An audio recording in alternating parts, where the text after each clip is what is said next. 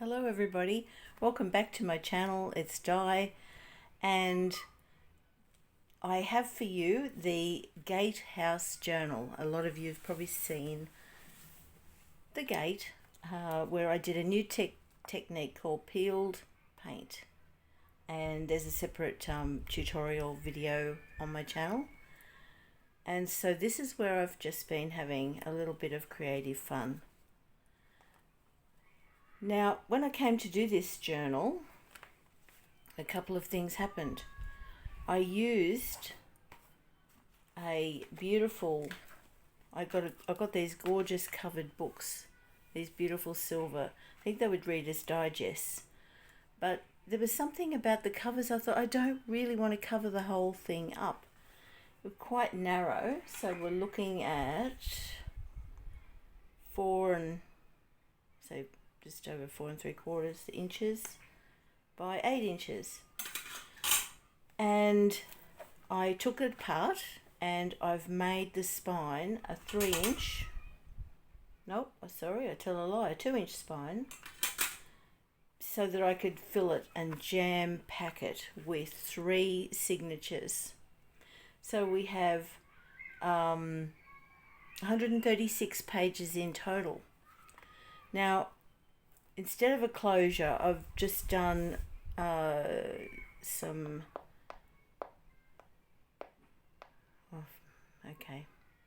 find your words, Di, calico on the binding, just the plain back, sorry about the glare there, and then I've just lined them with beautiful paper from Ruby and Pearl, and I've done a floating spine.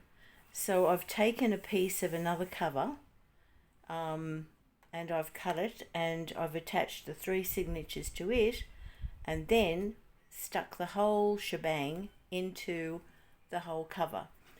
So I love doing it. I mean, look how pretty. Oh, this is so pretty. Look at that. And it's because it's a nice chipboard, and it just, I think it finishes it off really, really nice. So I'm going to do that quite a lot now, because I was lucky to get quite a few of these books. Right, so I've just done a gorgeous picture on the front, and then this is a file folder. I was going to originally attach the file folder to this, and then when I started making it a 3D effect, I thought, no, that's not a good idea. Hopefully someone will be using and writing in this every day, so they might prefer to just remove the cover and then when they're opening and closing it, so that nothing gets chipped or broken. So this is some bamboo skewers, and they're left over from that wonderful project I had of the piano binding spine. So I'll just shave the back of them so they lay flat and they're glued. And this was a garden gate, so that's just a lovely piece of balsa wood over a beautiful, one of my favourite images out of a book I own. I just adore that image. You'll see it a lot in most of my journals. If I can squeeze it in, I will.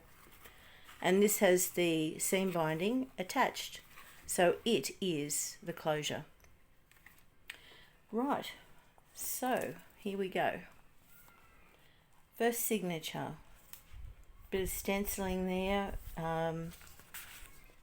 We've got pockets, we've got washi tape, we've got ancient texts from encyclopedias, die cutting, metal corners.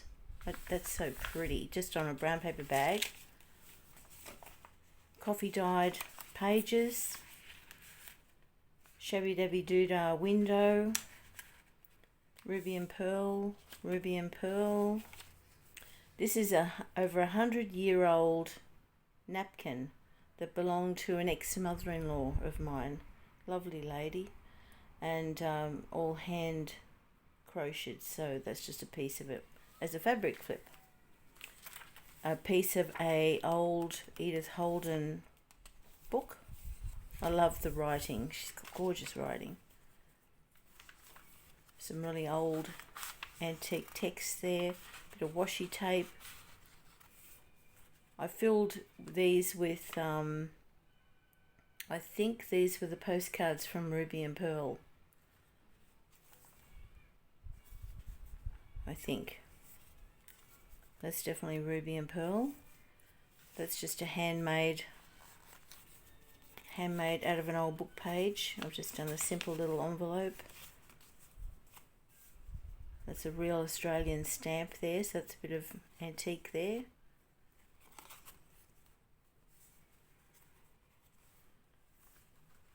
I can't remember where those came from. Stitching all around. I think that's a Ruby and Pearl image. Bit of nice fabric there as a pocket, and another nice botanical. This journal is very feminine, as I love to do, and filled with flowers, as many flowers as I could cram in. That's a Tim Holtz stencil, and it's embossed with gold. It's absolutely gorgeous. I think it's called Flourish. That was the middle, that was the center signature there. Belly band with some really nice fabric. Some more journal cards. There's that gorgeous embossing. I mean, isn't that magnificent? I love that stamp.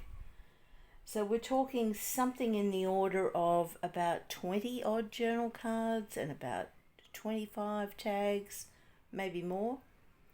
We've got 3 little booklets. We've got envelopes. Here we come to an envelope that I've turned into a pocket. I recycled as much as I could. And in the pocket we have a letter handwritten in English, 1899.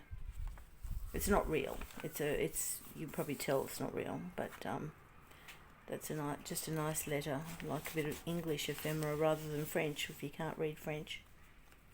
And belly band, and a collaged journal card there. I've just used a little bit of the gold foil on a bit of sticky there, which looks really nice on a nice image, and just made a nice simple little, stuck that on so it's a nice little notebook. And then I went crazy with the embossing, so I've made a homemade triple pocket there out of book pages, and then done 3 very plain but elegant embossed tags rather. I had to use that as soon as I've only had it about a week, that stamp, and I had to go crazy with it, obviously. Yeah, so that's some collaging on a tag, which I've done. Another homemade pocket out of paper, 2 tags. The rest of that Edith Holden book page, another graphic from Ruby and Pearl. Ruby and Pearl, just a tag with a nice bow, fabric bow on the top, which looks amazing. Ruby and Pearl digital there, I used as a journal card. That's the back side of that with some nice middle corners. I just love using those middle corners. An envelope which is stitched in, containing some goodies. And I have a woman's home journal that I own, and so I printed out, double-sided printed out a page of it, the Australian Home Journal of 1955. So that makes really cool reading. It's very hard to get authentic ephemera, so you do what you have to do, don't you? Right, so that was the first signature. The second signature, some middle corners. We've got middle corners on all 3 signatures front pages. We've got some more of those lovely postcards as journal cards. Nice big tag, a nice graphic. Here I've done a bit of texture paste. It's like a flip and a nice old window. You open the window out and you've got a little pocket behind, and another window with a curtain looking into the gardens and in the countryside. So it's just another nice flip.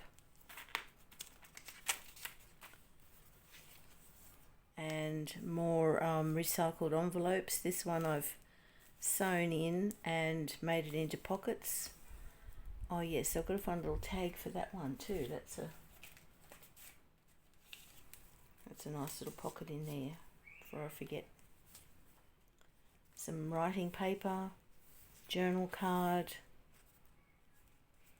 I forget now where that graphic is from. I'll put it all down in the description box. That's another graphic. I love blue and white china, so I just adored that one. More of that gold stenciling. A nice collage tag. They're nice and big. Lots and lots of writing space. That's the center of the second signature. Lots of space for writing. Another nice decoupage tag. Ruby and Pearl graphics, digital papers there. That was from the add-on B journal from Cherish graphics, I think. And this on this file card that has been covered, I've got a nice swallow. The swallows were so big in Victorian England, so it's a double pocket there. Lovely graphics, lots of beautiful flowers. The rest of that envelope, that side, holding two tags. Folded over encyclopedia paper and washi tape. Cherish horse graphic, I want to say, torn out and used as a pocket. This is another envelope used as a pocket. It's another letter, different letter I think in that one. I've stitched around. I love crazy stitching, and that was nice to do around that journal card there. And that's the end of signature number 2. Signature number 3, we've got those beautiful things. This paper, that was from LineDotArrow. Oh, I've just found a lot of Nathalie's papers. Just die cut some old book page there and popped it in, and it makes a really interesting, nice little pocket there. Another tag that I've collaged. I think that was LineDotArrow. Don't ask me which kit. You have to go and have a look through all her kits. They're just incredible. And I've got so many papers from everywhere. I just love people's digital work, and so that's a bit of my homemade texture paste, and yeah, just a bit of collaging there. What was that one? Oh yeah, that was Ruby and Pearl. I think that's Ruby and Pearl. Another Edith Holden page. Ruby and Pearl. LineDotArrow. LineDotArrow. Not sure where that one was from, but that's a double pocket there using lovely old antique papers. Another page pocket with a journal card and a tag. That image is from the Eclectic Grunge kit of Natalie. Just did a guest design team project for her using it, so I'm trying to use up all the scraps. 2 more nice little tags and another journal card, Paris postcard. I've got 2 of these little books in, and I've just undo the string. Oh right, so I've got two little pockets, so let's load them up, shall we, before I forget. I think these are all Natalie's. I've been emptying out my stash of papers and turning everything I could into tags, so that when it's like mass make, I guess, so that I'm ready to go. And sometimes you think you'll never use little ones, but they do come in handy. That'll add some more bulk. Won't that be lovely? Okay, so there's that. On the other side of that is some more pockets, some more journaling cards, a little decoupage glassine bag, some more of the Edith Holden. That's a Shabbydabbydoodah window. I love Tina's windows. Homemade texture paste. If you smell it, you can smell the baby powder. You've got to have a look for my recipe. I've put it out there as much as I can because everybody should be able to make their own texture paste. And that's just another nice big tag tucked in there. That's quite a decent size. Lots of room for writing. And then, oh, I don't know why they're tucked in there, but there must be extras. Then another little book, and this one's got a secret flap down so which you could write a quote or something like that, bit hidden. Okay, there's some little goodies tucked in.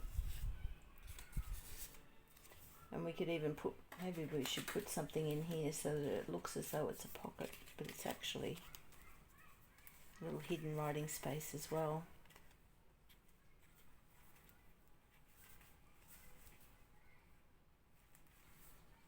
And that's a beautiful image. Not sure where I got that one from. That was a freebie, I think, from, yeah, I think from LineDotArrow. That's out of an old textbook, and that's the back page. So there you have it. There is my gatehouse journal with separate closure cover, just for something a little bit different and unique. It's very gator mouth now, but you could take out a lot of those tags if you buy it. I'll try and list it in my Etsy store today. And so there you have it. The Gatehouse Journal. Thank you everybody for watching through the flip through. And thank you so much for everybody who's subscribed.